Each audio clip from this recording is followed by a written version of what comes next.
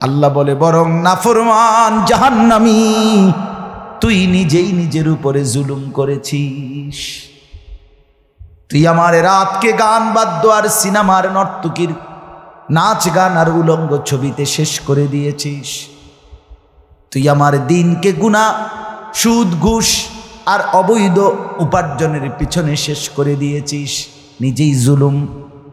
এবার শুনেন, এবার আল্লাহ তাআলা বলে, জাহান্নামী, এবার শুনেন, আল্লাহ যখন এটা বলবে, জাহান্নামী এই ভীষণ আযাবে একটা বিরতি নাই। এবার জাহান্নামের ফেরেশতাকে ডাক দিবে। জাহান্নামের দায়িত্বে প্রধান যেই ফেরেশতা, ওনার নাম মালিক। ওনার নাম কি? মালিক ফেরেশতা। এই কোরআনে ওনার নাম ডাইরেক্ট এখানে আছে। জাহান্নামী বলবে, ওয়ানাদাউ ইয়া মালিক লিয়াকদি আলাইনা রাব্বুক। ওহো,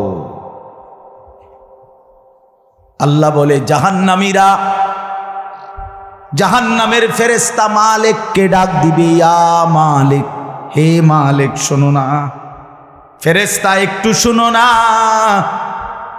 লিয়াকদি আলাইনা রাব্বুক, ফেরেশতাকে বলবে, ফেরেশতা তোমার রব, তোমার আল্লাহকে একটু বলো না এমন কষ্টের আযাব না দিয়ে আমারে চিরতরে একবারে শেষ করে দিতে, আমি যে আর পারছি না। লিয়াকদি আলাইনা রাব্বুক, বলো না ফেরেশতা, তোমার মাওলাকে বলো না, তোমার রবকে বলো না আমারে একদম শেষ করে দিতে, আমারে মৃত্যু দিয়ে দিতে, আমি যে আর পারছি না। কেমনে সইব এত গরম, কেমনে সইব এত আযাব? ফেরেশতা তখন বলবে, ক্বালা ইন্নাকুম মাকিসুন। ফেরেশতা বলবে, না নাফরমান পাপী, এই জাহান্নামী তোকে অপেক্ষা করতে হবে, মৃত্যু হবে না। আল্লাহ বলবেন, লাকাদ জিনাকুম বিল হক, আমি তো বান্দা সত্যের বাণী, সঠিক বাণী বারবার তোমার কাছে নিয়ে এসেছিলাম। একবার বেলায়েতুল্লাহ বলছে, একবার আনিসুর রহমান বলছে, বারবার বারবার বারবার আমার কত বান্দা দিয়ে, কত ইমাম, কত খতিব, কত আলেম, কত বুজুর্গ দিয়ে আমি তো সত্যের বাণী, কোরআনের বাণী, এই জাহান্নামের কথা বারবার তোর কাছে বলাইছিলাম বান্দা। ওয়ালাকিন্না আকসারাকুম লিল হাক্কি কারিহুন, কিন্তু তোমরা তো অধিকাংশই আমার সত্যের আহ্বান, আমার কোরআনের আহ্বানকে অপছন্দ করেছ। পাত্তা দিস এত বাদ দিস, হুজুর রাইতান কই বই মাতিস, তাই আছে না এমন ব্যর্থমিজ লোক, কথা বলে না। অনেক বুড়া মানুষও আছে, অনেক বুড়া মানুষ। আর রাখো, হুজুররা যত কয় এত না, কিছু কইতে লাগলে বাড়াইয়াও কয় বেটা, হুজুররা বেটা, কথা বলেন না কেন?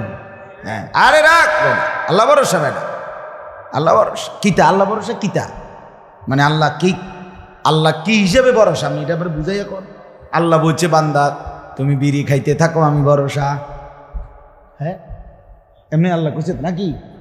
তুমি টেলিভিশনে নাচ গান প্রত্যেক দিন বিকালে নর্তকী দেখো, আমি ভরসা, এটা নিয়ে আল্লাহ কইছে। তো আপনি কিতা কইলেন? কি আল্লাহ ভরসা কিতা, কি বুঝাইতে চাইলেন? হ্যাঁ, আল্লাহ ভরসা মানে কি? মানে আপনি গুনার উপরে মৃত্যু পর্যন্ত টিকে থাকবেন আর আল্লাহ ভরসা, এটাই না? নবী সাল্লাল্লাহু আলাইহি সাল্লাম সুপারিশ করবেন মানে কি? নবীজি সুপারিশ করবেন, এই কথার অর্থ কি? এই কথার অর্থ এই যে, উম্মত তুমি বিড়ি, সিগারেট, মদ, জুয়া, চুরি, ডাকাতি, জিনা, ব্যভিচার, নাচ গান, সুদ, ঘুষ, তোমার যে দুর্শল্যে কুলায় মৃত্যু পর্যন্ত, শেষ মুহূর্ত পর্যন্ত তুমি করতে থাকো, আমি সুপারিশ করে করে তোমার বেহেশতে দিব। এই তো অর্থ না? তো কি তা আপনি বলেন আমারে, কি আসলে কি? আরে মুসলমান, খুব বেশি খামখেয়ালি, খুব বেশি খামখেয়ালি। এবার দেখেন একটা শক্ত কথা আল্লাহ বলছে, আম আবরামু আমরান ফাইন্না মুবরিমুন। আল্লাহ বলে, জালেমরা, পাপীরা, তোরা আমার আযাব থেকে বাঁচবার কোনো ব্যবস্থা করেছো কিনা তোমরা ঠিক করো। ফাইন্না মুবরিমুন, আমি তোমাগরে কেমনে ধরবো, শাস্তি দেব কি কি, এগুলো আমি আল্লাহ আমারগুলো ঠিক করে ফেলেছি। যে আবরামু আমরান, তারা কি কোনো ব্যবস্থা করেছে কিনা জিজ্ঞেস করেন। ফাইন্না মুবরিমুন, আমার ব্যবস্থা আমি করে রাখছি। বুঝেন নাই কথাটা? আল্লাহ বলেন, আমার শাস্তি দেব কি কি, আমার আযাব দেব কি কি, আমি সব ঠিক করে রাখছি জাহান্নামে। তুমি বান্দা বাঁচবা কেমনে, তোমারটা তুমি ঠিক করছো কিনা বলো। এবার শেষ আয়াত, আম ইয়াহসাবুনা আন্না লা নাসমাউ সিররাহুম ওয়া নাজওয়াহুম। আল্লাহ বলে, নাফরমান পাপীরা, জালেমরা, দুশমনরা মনে করে আমি তাদের গোপন কথা, অন্ধকারের গোপন পরামর্শ, একেবারে চুপচাপ নিরিবিলি কথাগুলো আমি শুনতে পাই না। কারণ ইয়ারফোন লাগাই রাখছে না, শুনবো কেন? মা, কানের মধ্যে দুইটা বল্টু লাগাইলে তার আল্লাহ শুনে না, কথা কয় না। হ্যাঁ, আল্লাহ জিজ্ঞেস করছে, তুমি এই ভাবছো না তুমি যে কানের মধ্যে গান শুনবার টাইমে ইয়ারফোনের বল্টু লাগাইয়া রাখো, তুমি মনে করছো না ফরমান মাইনসে না শুনে না, তো মাইনসে যখন শুনে না আমিও শুনি না নাকি? জবাব দেন, ওই যুবক বলো না মিয়া, মাটির নিচে কিংবা অন্ধকারে অথবা একাকী কোনো গোপন জায়গায় তুমি যেই অসভ্যতা করছো, যেই ভিন নারীর সাথে কথা বলছো, বন্ধুদের অসভ্য আড্ডা দিচ্ছ, তুমি মনে করছো গ্রামের কেউ দেখে না, গ্রামের কেউ জানে না। আল্লাহ বলে, তাহলে তুমি কি এই ভেবেছ যে আমি আল্লাহও জানি না? বালা, হ্যাঁ, আল্লাহ বলেন আমি জানি, আমি শুনি, আমি দেখি।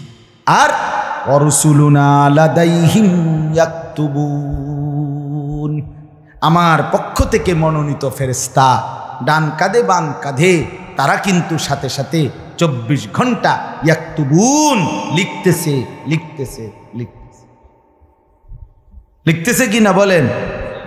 ডান কাদের আর বাম কাদের ফেরেশতাকে তুমি তোমার থেকে আড়াল করবা কেমনে? বলেন না কেন? কেমনে আড়াল করবেন? সুযোগ আছে কারো? আল্লাহ আমাদেরকে বুঝ দান করে।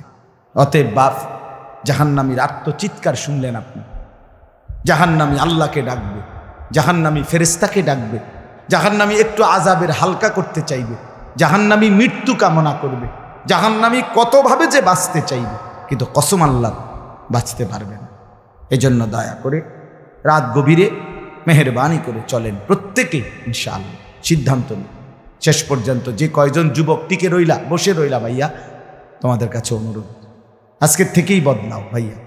আগামী দিনে মুসলমানের জন্য, ইসলামের জন্য খুব বেশি যুবকের দরকার। তোমরা তখন কি হবে?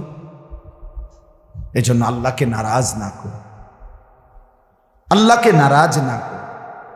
দয়া করে ফিরতে চাই, আমরা ফেরাইতে চাই, নিয়ত করি ইনশাআল্লাহ। ঠিক আছে না? ইনশাআল্লাহ নতুন করে ভাবো, সবাই একসাথে ভাবা পারবা না।